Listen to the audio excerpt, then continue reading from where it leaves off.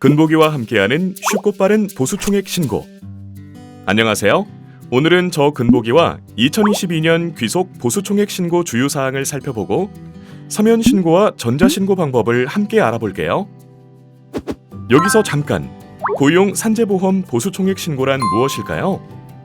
보험 가입자가 전년도에 납부한 월별 보험료를 정산하고 2023년에 납부할 월별 보험료 산정을 위해 신고일 현재의 근로자가 없거나 그 전년도와 보수가 같은 경우에도 3월 15일까지 소속된 모든 근로자 또는 예술인의 2022년 연간 보수총액을 신고해 실제로 납부해야 할 보험료를 정산하는 절차입니다.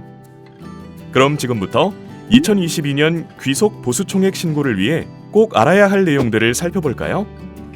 가장 먼저 2022년 7월 1일 기준으로 고용보험 실업급여 요율이 인상되어 고용보험 보수총액은 1월부터 6월, 7월부터 12월로 구분하여 신고하여야 합니다.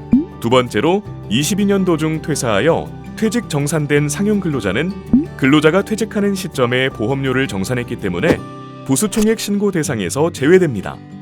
상용 근로자가 모두 퇴직 정산되었고 일용, 그 밖의 근로자 등 2022년에 고용한 근로자가 없더라도 근로자 없음에 체크하여 반드시 신고해야 합니다. 세 번째로 예술인 사업장도 2022년 귀속 보수총액 신고 대상인데요. 단 합산 신청 예술인은 보수총액 신고 대상에서 제외된다는 점 유의해 주세요. 마지막으로 2022년 1월 1일부터 상시 10인 이상 사업장의 고용허가 외국인 근로자는 고용보험 사업 중 고용안정, 직업능력개발사업 당연 적용 대상입니다. 따라서 체류 자격이 비전문 취업, 방문 취업인 고용허가 외국인 근로자를 고용한 상시 10인 이상의 사업장은 22년 보수총액 신고 시 해당 근로자에게 지급한 보수를 포함하여 신고해야 합니다. 그럼 보수총액 신고를 시작해 볼까요? 먼저 서면 신고입니다. 2022년 귀속 보수총액 신고서는 관리번호 등 사업장 정보와 신고 대상 근로자 성명, 취득일 등이 인쇄되어 발송됩니다. 잘못 신고하신 경우 공단에서 연락을 드릴 수 있으니 작성자 및 연락처 정보를 바르게 기재해 주세요. 22년도 같은 사업장 내에서 자진 신고 사업장과 부가고지 사업장에 각각 근무해 보수총액을 나누어 신고해야 하는 근로자가 있다면 1-1번 건설, 벌목업 근무 이력자란에 체크해 주세요. 2번 근로자별 산재보험 연간 보수총액과 3번 고용보험 연간 보수총액을 근로자별로 기재한 후 아래에 합계 금액을 적어줍니다. 앞에서도 안내하여 드렸듯이 22년 7월 1일자 실업급여 요율 인상에 따라 고용보험 연간 보수총액은 1월부터 6월, 7월부터 12월로 구분하여 기재해 주세요.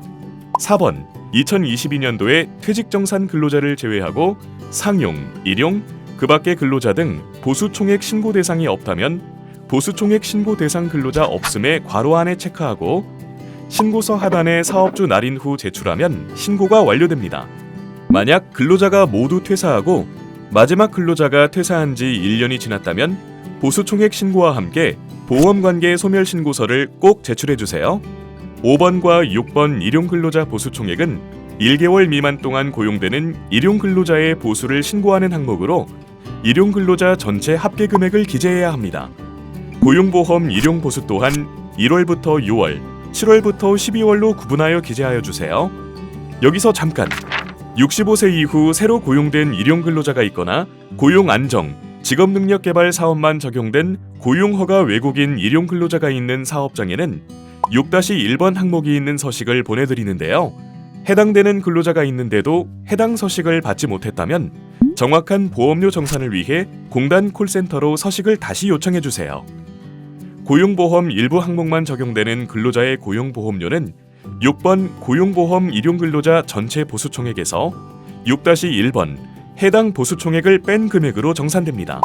7번과 8번은 월 60시간 미만 근무하는 단시간 상용 근로자와 산재 고용 정보를 신고하지 않은 외국인 근로자의 연간 보수총액을 합산하여 기재하는 항목으로 2번과 3번 상용 근로자 보수, 5번과 6번 일용 근로자 보수총액과 중복되지 않도록 주의하세요.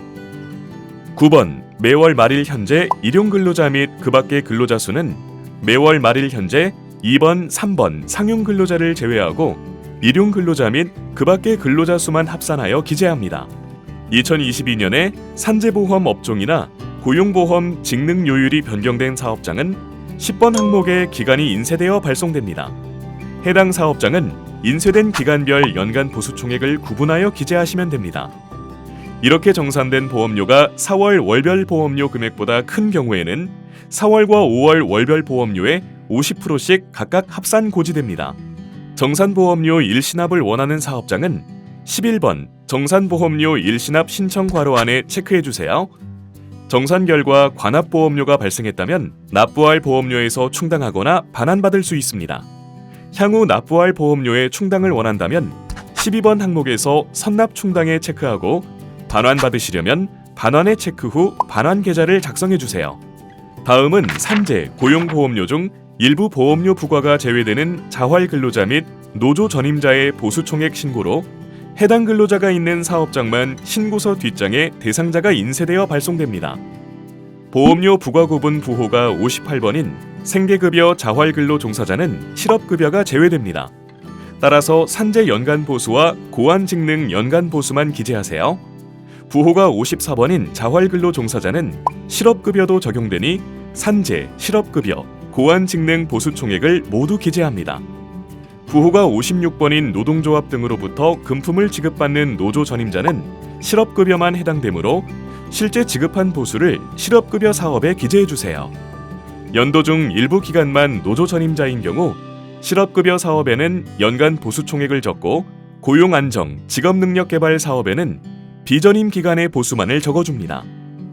예술인 사업장의 경우도 3번 고용보험 연간 보수총액을 1월부터 6월과 7월부터 12월로 구분하여 기입해야 합니다. 단기예술인 보수총액의 경우도 6번 1월부터 6월과 7월부터 12월로 나누어 기재합니다. 여기서 반드시 신고한 노무 제공 내용 확인 신고 보수 합계와 동일하게 신고해야 한다는 것 잊지 마세요. 또한 일반 근로자와 마찬가지로 22년도에 상용예술인이 모두 퇴사하여 퇴직 정산되었거나 단기 및 상용예술인을 고용한 사실이 없을 경우 4번 보수총액 신고 대상 없음 괄호안에 체크해주세요. 예술인의 경우도 정산보험료 일시납을 원하는 사업장은 11번 정산보험료 일시납 신청 괄호안에 체크해주세요. 12번 정산 결과 관합보험료가 발생해 향후 납부할 보험료의 충당을 원한다면 선납 충당에 체크하고 반환받고자 한다면 반환에 체크하여 반환 계좌도 함께 작성해주세요.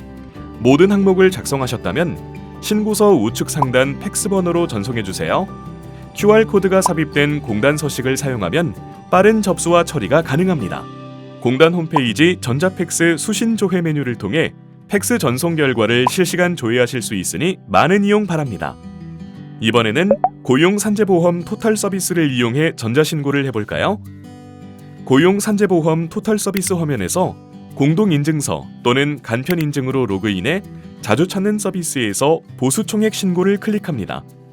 보수총액 신고는 화면 입력 방식과 엑셀 파일 불러오기 두 가지 방식이 있는데요. 우선 화면 입력 방식을 살펴볼까요? 사업장 관리번호의 돋보기를 클릭해 사업장을 선택합니다. 신고하실 관리번호를 선택하면 사업장 정보가 조회되고 보수총액 신고 대상자 자료 조회 버튼을 누르시면 신고 대상 근로자를 확인할 수 있습니다. 작성자명과 연락처를 바르게 입력합니다. 상용 근로자의 산재 연간 보수총액을 입력하고 고용 보수총액은 1월부터 6월, 7월부터 12월로 구분하여 입력합니다. 2022년도에 동일 법인 내에서 자진 신고 사업장과 부가고지 사업장에 각각 근무해 보수총액을 나누어 신고해야 하는 근로자의 경우 1-1번 건설, 벌목업 근무 이력자란에 체크합니다. 다음으로 일용 근로자의 연간 보수총액을 입력합니다. 일용 근로자 고용보험 연간 보수총액은 기간별로 구분해 입력해주세요. 월 60시간 미만 근로자와 산재 고용정보 미신고 외국인 근로자가 있는 경우 연간 보수총액을 입력합니다. 다음은 매월 말일 현재 일용 근로자 및 그 밖의 근로자 수를 입력합니다. 매월 근로자 수가 같다면 우측에 위치한 복사 기능을 활용하세요. 자활 근로자와 노조 전임자의 연간 보수총액을 입력하는 항목으로서 대상 근로자가 있는 사업장만 연간 보수총액을 입력해주세요. 추가로 정산보험료가 4월분 월별 보험료 금액보다 큰 경우에는 2회 분할하여 고지됩니다. 정산보험료를 일시납부하고 싶다면 일시납에 체크해주세요. 다음은 관합보험료 관련 항목입니다. 정산보험료보다 월별 보험료의 납부액 합계가 더 많은 경우에는 관합보험료를 향후 납부할 보험료에 충당하거나 반환받으실 수 있습니다. 앞으로 발생되는 보험료의 충당을 원하는 경우에는 동의를 선택하고 충당하지 않고 반환을 받고자 하는 경우 비동의에 체크한 후 안내에 따라 반환 계좌를 등록하시기 바랍니다. 다음은 예술인 사업장 전자신고 안내입니다. 서면 신고와 마찬가지로 상용예술인의 고용보험 연간 보수총액을 1월부터 6월, 7월부터 12월로 구분하여 입력해주세요. 단기예술인 고용보험 연간 보수총액의 경우도 1월부터 6월, 7월부터 12월로 구분하여 입력합니다. 여기서 잠깐! 만일 입력한 단기예술인 보수총액과 전년도 노무제공 내용 확인 신고상의 보수 합계가 일치하지 않을 경우 접수가 되지 않으니 반드시 일용근로자 고용정보 조회 화면에서 금액을 확인 후 접수해주세요.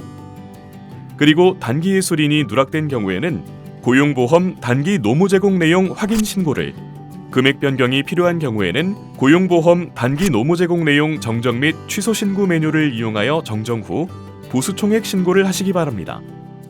다음은 매월 말일 현재 단기 예술인 수를 입력합니다. 매월 말일 단기 예술인 수가 같다면 우측의 복사 기능을 활용하세요. 지금까지 입력된 내용을 임시 저장하면 입력된 내용을 안전하게 보관할 수 있답니다. 이제 신고자료 검증을 통해 입력 자료의 오류를 확인해 주세요. 빨간색 오류 안내가 나오는 항목은 반드시 수정하셔야 접수가 가능합니다.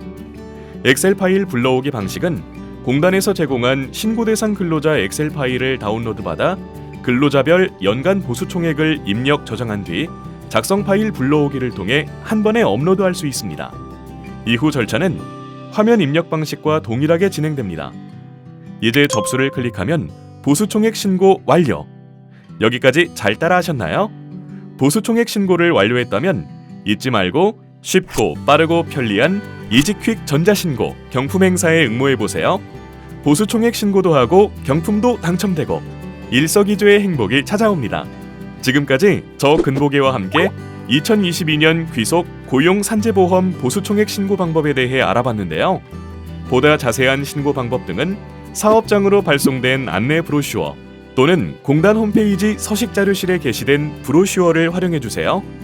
지금까지 근보기와 함께 해주셔서 감사합니다. 다음에 또 만나요. 안녕!